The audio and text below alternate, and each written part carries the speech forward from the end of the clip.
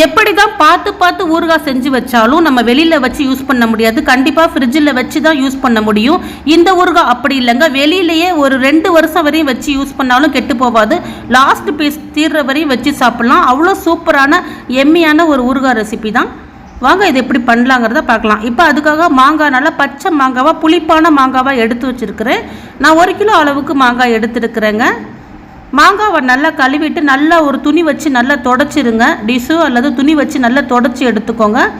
தொடச்சி எடுத்த மாங்காவை வந்து இது போல் கட் பண்ணிக்கிறேன். மாங்காவை பெரிய சைஸ் வேணாலும் கட் பண்ணிக்கலாம். நான் வந்து இன்றைக்கி இந்த சைஸ் வந்து கட் பண்ணுறேன். ரொம்பவும் பெருசாக வேணான்ட்டு கொஞ்சம் மீடியமாக கட் பண்ணிக்கிறேன்.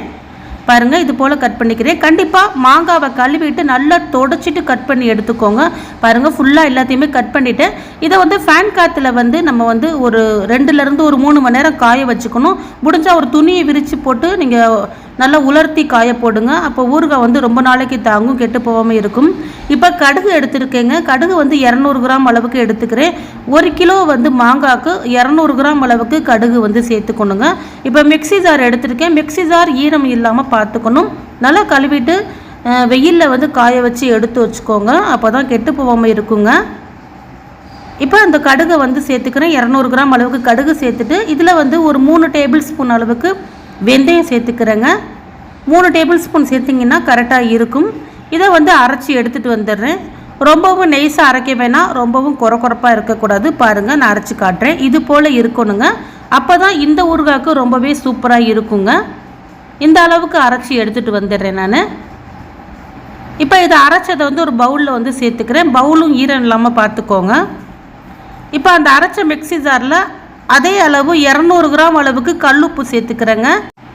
உப்பு வந்து கொஞ்சம் ஈரமாக இருக்கிற மாதிரி உங்களுக்கு தோணுச்சுன்னா லைட்டாக சட்டியில் போட்டு வறுத்துட்டு ஆற வச்சுட்டு சேர்த்து அரைச்சிக்கோங்க. அப்போ கெட்டு போகாமல் இருக்குங்க ஊறுகாய். இப்போ அரைச்ச உப்பை வந்து அந்த கடுகு வெந்தயத்தில் வந்து சேர்த்துக்கிறேன். இப்போ இதில் வந்து 200 கிராம் அளவுக்கு மிளகாத்தூள் வந்து சேர்த்துக்கிறேங்க. 200 கிராம் அளவுக்கு கண்டிப்பாக 1 கிலோ மாங்காய்க்கு மிளகாத்தூள் சேர்க்கணும். 2 டேபிள் ஸ்பூன் அளவுக்கு மஞ்சள் தூள் சேர்த்துக்கிறேன். 200 கிராம் கடுகு, 200 கிராம் அளவுக்கு உப்பு, 200 கிராம் அளவுக்கு மிளகாத்தூளும் சேர்த்துக்கணுங்க. இது 3மே ஒரே அளவாக இருக்கணும். 1 கிலோ மாங்காய்க்குங்க. இப்போ மஞ்சள் தூளும் சேர்த்துட்டு நல்லா லைட்டாக இது போல் மிக்ஸ் பண்ணிக்கிறேன். இதெல்லாம் நல்லா ஒன்று சேர்ந்து வர மாதிரி நல்லா மிக்ஸ் பண்ணிக்கணுங்க. மாங்காய் வந்து கட் பண்ண மாங்காவை நல்லா ஃபேன் காற்றுல ஒரு 3 மணி நேரம் காய வச்சு நான் எடுத்துருக்குறேங்க. இப்போ இதை மிக்ஸ் பண்ணிவிட்டேன். இப்போ ஒரு பெரிய பிளாஸ்டிக் டப்பா போல் எடுத்துருக்கேங்க. நீங்கள் பிளாஸ்டிக் பாத்திரம் யூஸ் பண்ணிக்கலாம். அப்படி இல்லாட்டினா கண்ணாடி பவுல் ஏதாவது இருந்தால் யூஸ் பண்ணிக்கலாங்க இதை வந்து மிக்ஸ் பண்ணுறதுக்கு. இப்போ நான் மாங்காவை வந்து சேர்த்துக்கிறேன். கட் பண்ணி வச்சுருந்த மாங்காவை சேர்த்துக்கிறேங்க இந்த பவுலில். கண்டிப்பாக சில்வர் அலுமினிய பாத்திரம் யூஸ் பண்ணாதீங்க. இப்போ பூண்டு வந்து ஒரு 100 கிராம் அளவுக்கு நான் ஒளிச்சு வச்சுருந்தேங்க. அதை வந்து சேர்த்துக்கிறேன். 100 கிராம் அளவுக்கு பூண்டு சேர்த்துக்கோங்க, சரியாக இருக்கும். இப்போ நம்ம ரெடி பண்ணி வச்சுருந்த அந்த மசாலா இருக்குது பாருங்கள், மிக்ஸ் பண்ணி வச்சுருந்ததை அதை அப்படியே சேர்த்துக்கணும். ஃபுல்லாக அப்படியே சேர்த்துட்டு இதை வந்து ஒரு மரக்கரண்டி வச்சு நல்லா மிக்ஸ் பண்ணி கொடுத்துக்கிறேன். மரக்கரண்டி யூஸ் பண்ணுங்கள். அப்படி இல்லாட்டினா பிளாஸ்டிக் கரண்டி யூஸ் பண்ணுங்கள். சில்வர் கரண்டி யூஸ் பண்ணக்கூடாது.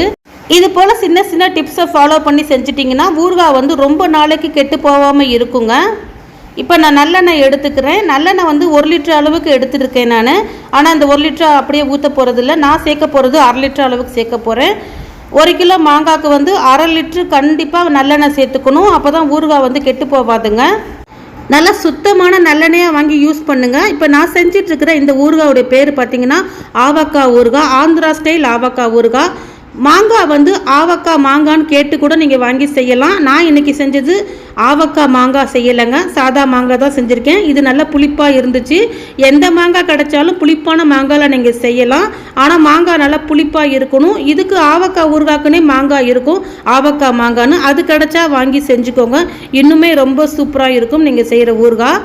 இப்போ நல்லா மிக்ஸ் பண்ணிவிட்டு எண்ணெயை ஊற்றிட்டு இது போல் நல்லா மிக்ஸ் பண்ணிவிட்டு மரக்கரண்டியை வச்சு இது போல் மிக்ஸ் பண்ணிவிட்டு மேலே வந்து ஒரு வெள்ளை துணி இருந்தால் கட்டி நீங்கள் வெயிலில் வந்து ஒரு 4-5 நாளைக்கு ஒரு மணி நேரம் வச்சு எடுத்திங்கன்னா ஊறுகாய் வந்து ரொம்ப சூப்பராக அப்படியே எடுத்து நம்ம ஜாடியில் போட்டு வச்சிடலாம். ஒரு நாளைக்கு கெட்டு போகாமல் இருக்குங்க. இப்போ நான் மூடி போட்டு வச்சுருக்கேன். நான் வெள்ளை துணி வந்து கட்டி 1 மணி நேரம் ஒரு 4-5 நாள் வெயிலில் வச்சு தான் எடுத்துருக்கிறேன். நான் அதனால் அதை காட்ட முடியல துணி கட்டினதை. இப்போ பாருங்கள், நான் ஒரு 5 நாள் கழித்து தான் உங்கள்கிட்ட காட்டுறேன். ஊறுகாய் ரொம்ப சூப்பராக பக்காவாக ரெடி ஆயிடுச்சு. இப்போ நம்ம ஊறுகாய் சாடியில் எடுத்து போட்டு வச்சிடலாம். இனி வெயிலில் வைக்க வேண்டிய அவசியம் கூட இல்லைங்க.